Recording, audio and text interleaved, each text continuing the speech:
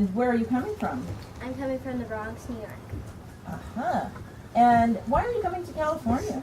I'm coming to California because the stock market's crashed and everywhere is crazy, but especially in New York. So me and my family want to get a new start. Wow. And what is your relationship to Julia? I'm her great-grandmother. Her great-grandmother. Wow. Please come tell us more about yourself.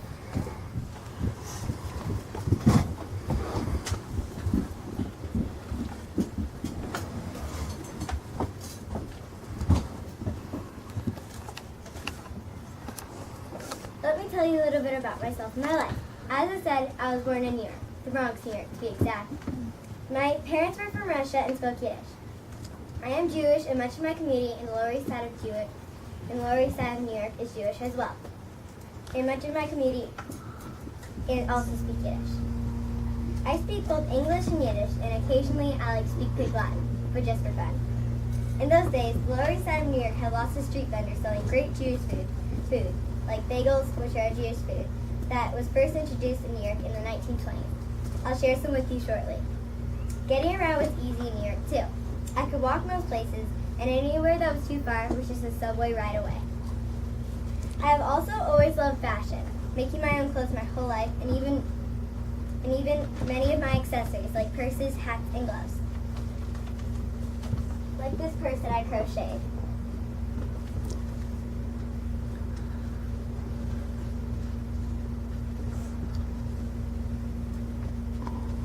I also knit and sew and use my mother's Singer sewing machine, which I brought with me from New York.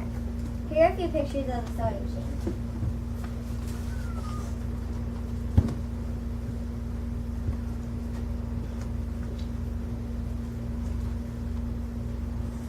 And here's some thread that I used.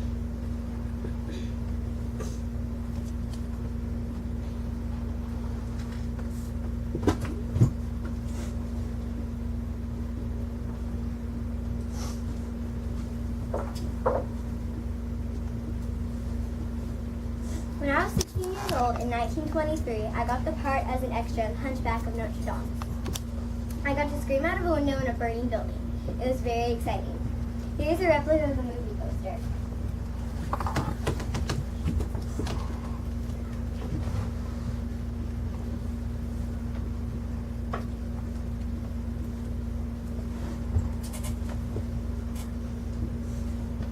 Oh, did I tell you it was a silent movie? In those days, movies didn't have sound. They just added music and subtitles after they filmed it. Nevertheless, it was still a wonderful experience. Jazz was in vogue in the 1920s. There was also a lot of neat new sayings that cropped up then, such as bees, knees, and the cat's meow. They both mean really great or wonderful. Here's a book I made that is filled with many of the sayings.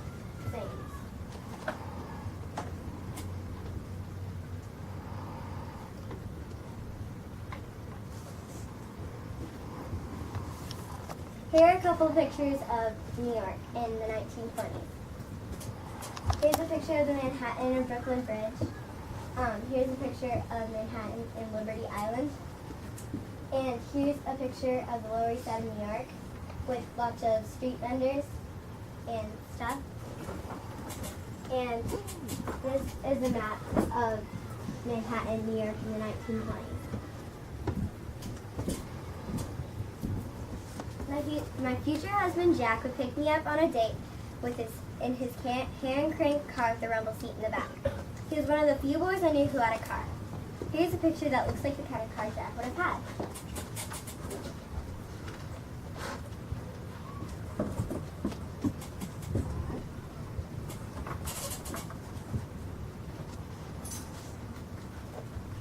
He would wear his fedora hat and I would put on my floppy dress, much like the one I'm wearing right now, which I had to change into after I left the house because my mother said it was scandalous. Then we would head to jazz clubs and dance the night away. In 1929, I married Jack just weeks before I was to graduate from nursing school. Unfortunately, in those days, nursing students were not allowed to be married, and so I was expelled and never became a nurse. This made me pretty sad. Later that year, the big stock market crashed in 1929 on Wall Street. Jack and I packed up our bags and some mementos, like my father's watch and of course my mother's sewing machine, and headed to California by train. Here's a replica of my father's watch.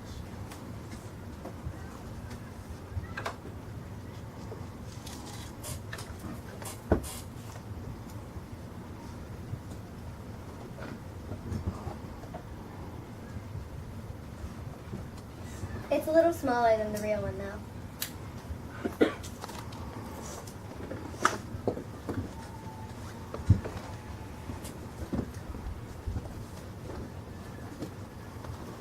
We had to take one train to Chicago and then the second train to Los Angeles Limited, Chicago to Los Angeles.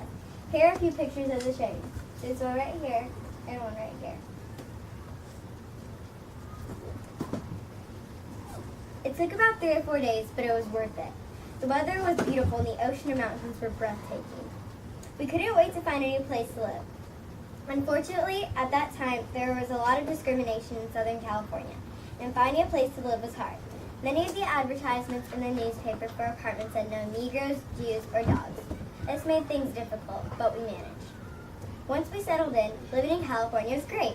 Jack loved to go fishing, and we went to the beach and went swimming and hiking all the time. Jack worked as a postman, and I stayed home with our 2 children, Helene and Melvin. Jack later opened a butcher shop, and the whole family helped out. Here's a picture of me and my family.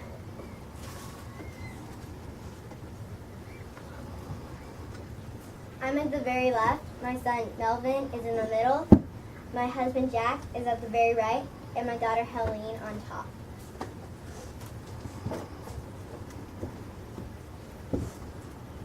I spent much of my life in Southern California, but Jack and I retired to Sacramento in Northern California, where I spent the rest of my life.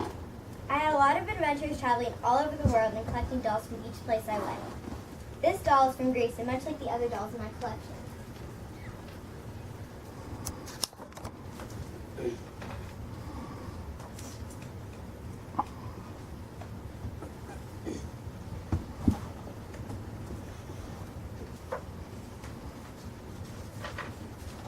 I have always loved to learn and encourage my children to get as much education as possible. My daughter Helene became a doctor and my son Melvin a lawyer. I even received my college degree when I was about 78 years old.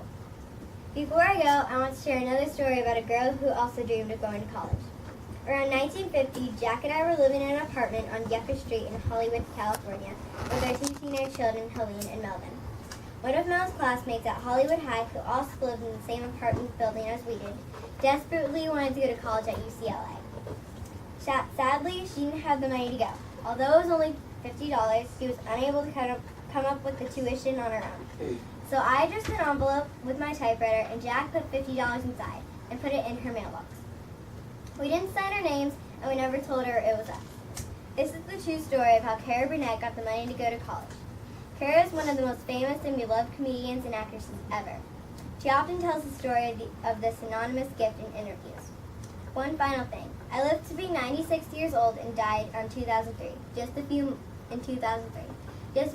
months after Julia was born. Is there any questions or comments? Giselle? I think you said a lot of interesting things, and I was surprised how many things you could get in there. And also, when you talked, I actually felt like you were the person that you were doing passport on, and I didn't think of you as Julia. I thought of you as the person you were doing that. Also, I liked all the things you brought, and I thought it was interesting that you made your clothes and your accessories and stuff. Mira? Did Julia ever get to meet you? Yeah, but just for a few months. Mason? Is that one of the real accessories she made, or is it just an example of what she used to do? It's just an example. Logan? What's your name? Oh, my name is Bella Sager. Jake? I have a question and a comment. Like Giselle said, I really thought you were the person. And what was your anecdote? What was my what? Anecdote. Oh, it was about the girl with college. Lance? How did you die? I think I just died of old age. Hallie? Same as Jake and Giselle. You had a lot of interesting facts to say, and you were very organized. And I felt like you were like the real person talking. And I liked all your little items that you brought in, and I really liked your poster. Sogol? Tell Julia that she did a good job with the presentation. opportunity. What were you in the meeting? Oh, I was just an extra screaming out a window. Kendall? Did you but did you go in more than one movie? I don't think so, no. Miss Molliser? Has your family ever thought about telling Carol Burnett where the money came from? Yes, my mom just did. You did tell her? I tried. I mean, I sent an email, but I'm sure she probably thought that maybe I wanted something. You know, when you're a big star, you might think that somebody wants money from you or something, but I just... But you explained who it was? So yeah, I sent she an would email know? with the story I called her studio or her agent and sent an email and said this was the story. But yeah, it was the story I had always heard, and then I heard her tell it on as well. Okay. Well, hopefully it makes it to her. I hope she hears it. Any more questions or comments? Miss Molliser? I too want to say kind of restate what other people have said. You did an excellent presentation, and having a full outfit on really does help us see you as another person. And you did a beautiful job of telling the story in an organized way and using lots of details. Did you do all that writing yourself, or did you get some help with it? I got some help. And it's always good to acknowledge whoever has helped you with something. Do you want to give those people any acknowledgement at this time? My mom helped me. Any more questions or comments?